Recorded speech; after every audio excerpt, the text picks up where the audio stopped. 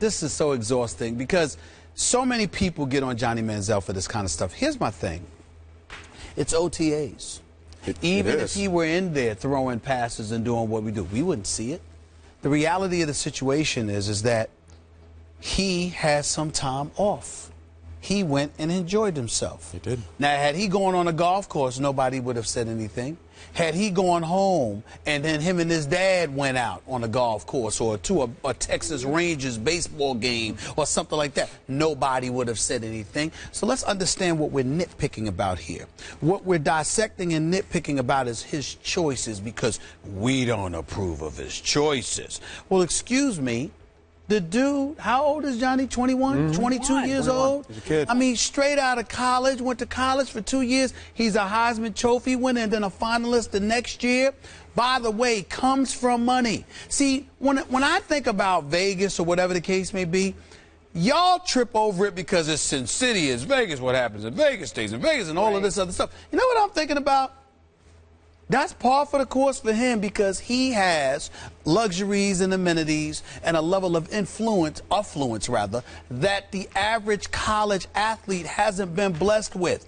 One of the things that I've consistently gotten on people about, you cannot judge this guy the way that you judge most guys. When you look at guys that want to party, when Skip getting on them and whatever, there's a times that, you know, Skip will end up siding with me because I'm breaking down like they came from a certain place, and Skip's right when he says you got to watch yourself.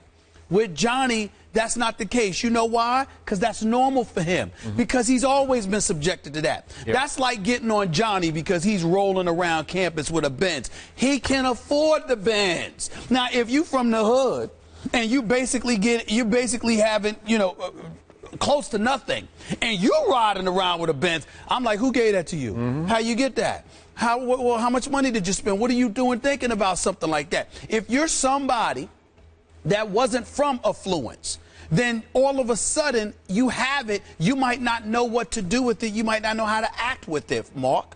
But Johnny, that's not the case. This is who he is, and it's what he has been. So to me, what Herm Edwards was saying to you yesterday is incredibly apropos. You know what you're getting. What exactly is it that you're getting? Somebody who doesn't behave conventionally. Not somebody who doesn't work hard. Not somebody who doesn't study. Not somebody who doesn't care. Not somebody who doesn't compete. Not somebody who doesn't want to win.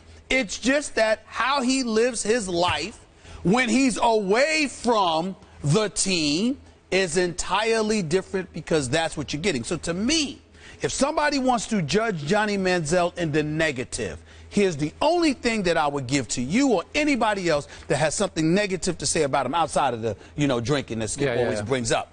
This is the only thing that I would say, Mark. As the quarterback of the team, I'm concerned about how you're going to affect other guys. Sure. Because they don't have they weren't able to enjoy the life that you enjoyed, okay? And I don't want them, you know, getting some bad habits or whatever the case may be.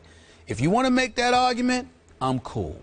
But if we want to look at Johnny Manziel in a vacuum, just him himself, I'm sorry, it works for him.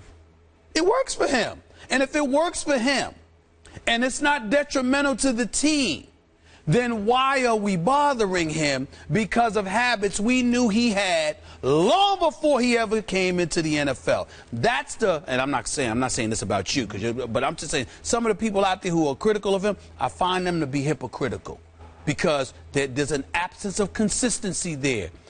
When he showed up at the NFL scouting combine, what did he do? Showed up in helmet and pads, pro day rather. I think that's what it was, right? I'm just saying, most guys didn't do that. Nobody did that. The music blaring, Drake and all. That's who he is. You know what you're getting. Why are we complaining about something we embraced?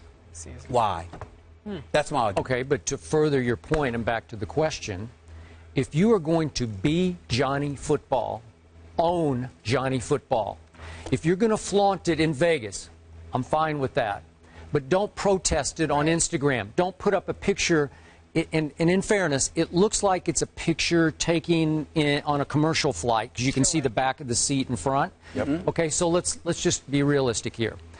if in fact he flew commercial, which I'm going to assume that he did, from Cleveland to Las Vegas, you had to change planes in Chicago. Ain't no direct from Cleveland no to Vegas. direct. Not that I know of. Okay, so we're looking at about 6 hours. So is it certainly feasible that certainly on the outbound flight, not the return, but on the outbound, that he took his playbook and for 6 hours he poured over his play? Sure, highly possible. This is high IQ young man we're talking about here. It is. And he will absorb this offense quickly. This is a rare breed. You talk about what a rare competitor he is. And to me, he's a rare individual. But he's going to have to accept that he doesn't need to protest then. He doesn't need to get defensive on Instagram and say, come on, give me a... No, don't ask for a break. You own it.